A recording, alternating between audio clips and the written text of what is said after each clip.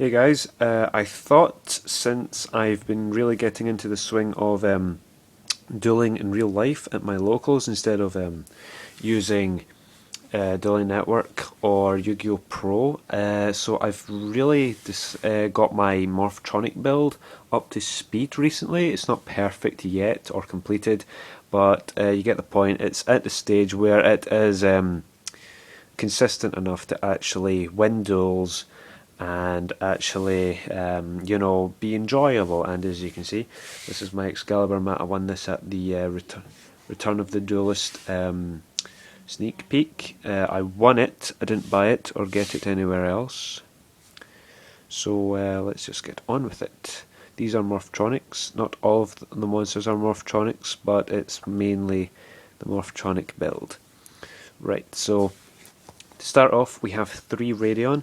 The reason for this is because each Morphtronic monster gains 800 attack on the field, so Radion itself becomes an 1800 beater, and when it's in defense mode, Morphtronic monsters gain 1000 defense. So when it's flipped face up in defense mode, it can have 1900 defense, and when it's in attack position, 1800.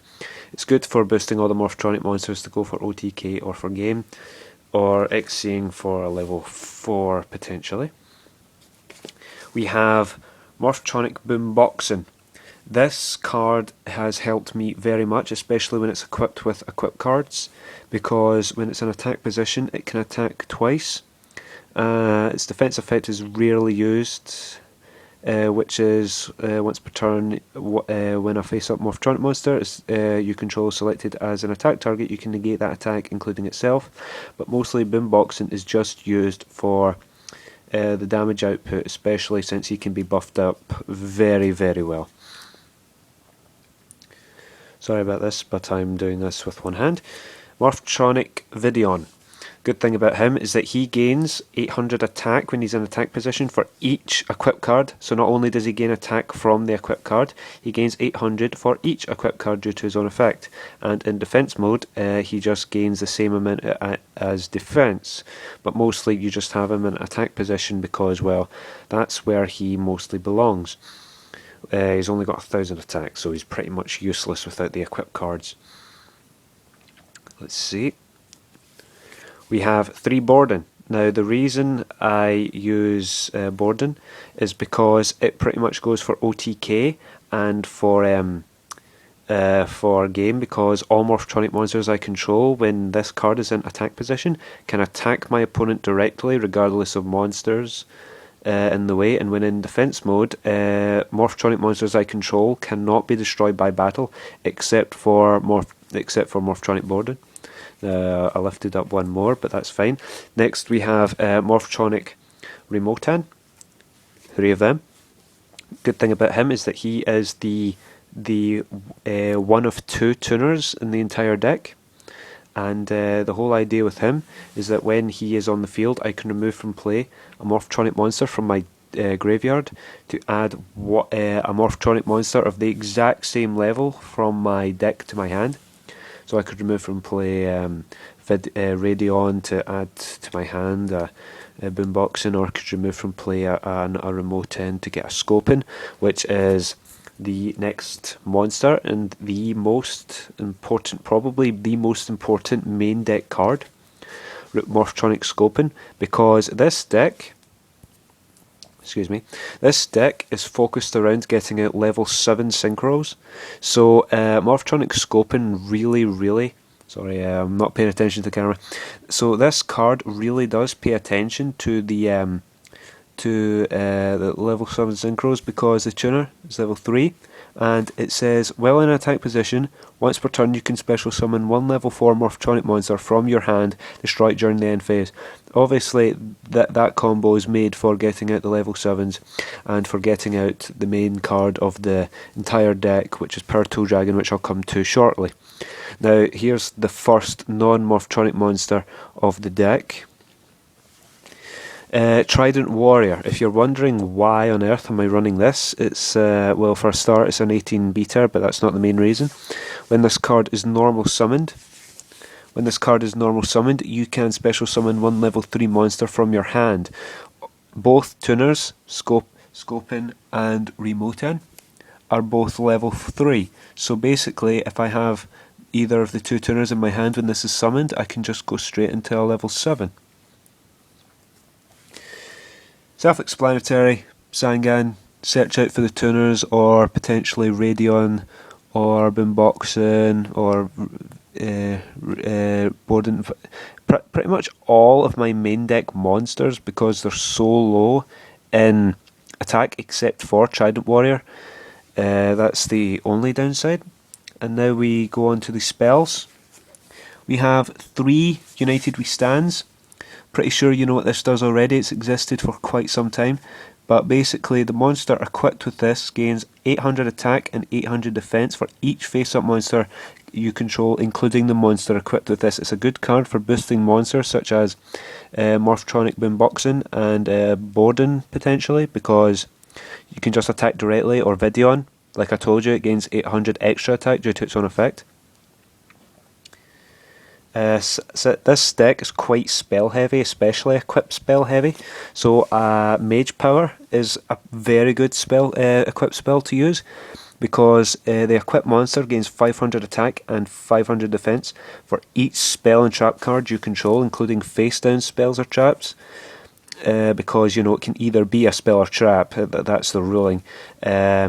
The only downside to this is that you are reliant on to how many spells and traps that you have in your spell and trap card zone. So you can just set cards just to give it the extra boost. Probably the most important equipped spell out of the 3, which can only be used with Morphtronics and Power Tool Dragon, is Double Tool C&D. This I have to keep explaining to my opponents when I go to my locals if they've not challenged me before, is that it has quite a long description. Equip only to Power Tool Dragon or a level 4 or higher machine type Morphtronic monster you control. While equipped, during your turn it gains 1000 attack if it attacks. Any effects of the attack target that activate or apply on the field are negated during that battle phase. During your opponent's turn, your opponent cannot select another monster other than the equipped monster as an attack target. An opponent's monster that battles the equipped monster is destroyed at the end of the damage step. So you can see why this is possibly the most important, because 1000 attack during your turn off the bat. Any effects that apply on the field of the attack target are negated, as long as they only apply on the field. And during your opponent's turn, they have to attack the monster equipped with this. It's perfect, plus the monster gets destroyed at the end of the damage step if it's even powerfuler than the monster equipped with this. Limiter removal, quite self-explanatory for a deck, for a machine heavy deck, but doubles the attack of every machine type monster on the field. Also good with Power Tool Dragon, that's just asking for OTK.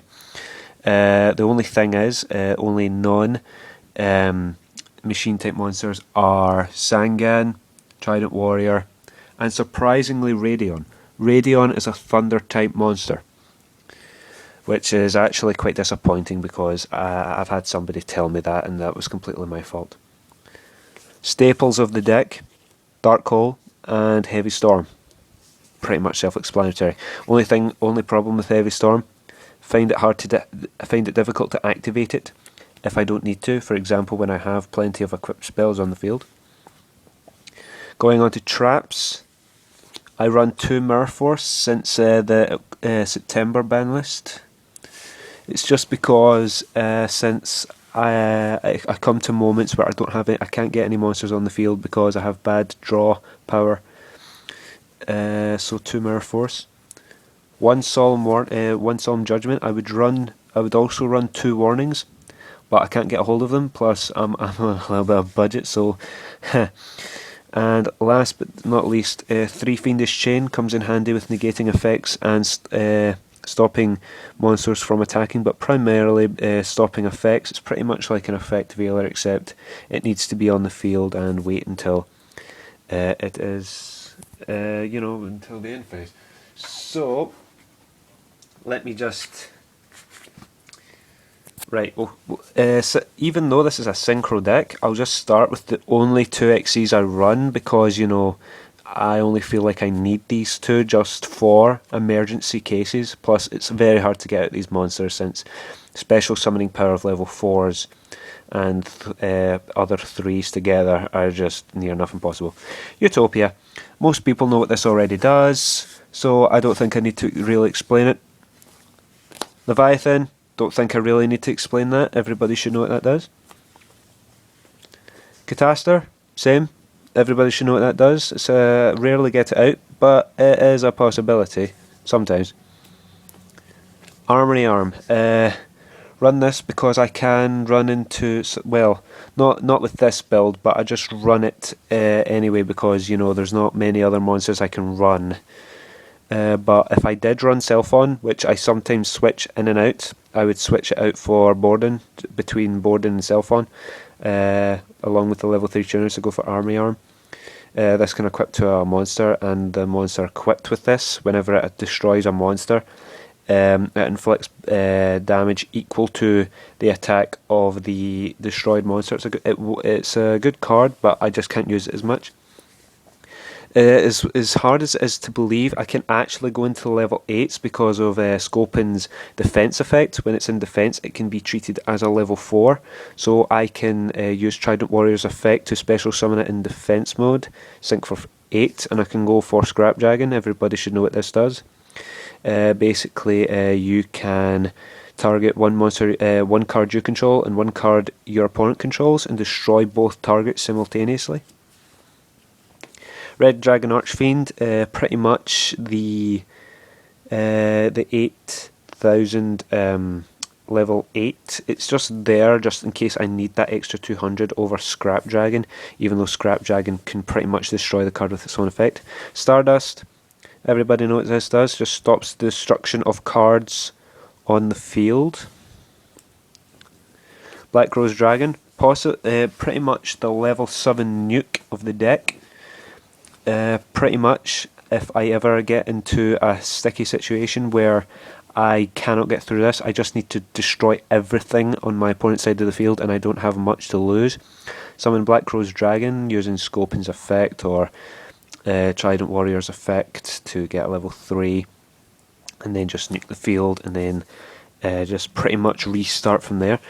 Ancient Fairy Dragon, pretty much only use it for its high defense if I ever need to survive, but I have used it to special summon with its effect and then go into another monster, like for example special summon another Scopen, use its Scopen's effect to use Scopen's effect to special summon on a level 4 and go into another monster. Only problem with this is that you cannot go into your battle phase the turn that you activate this effect.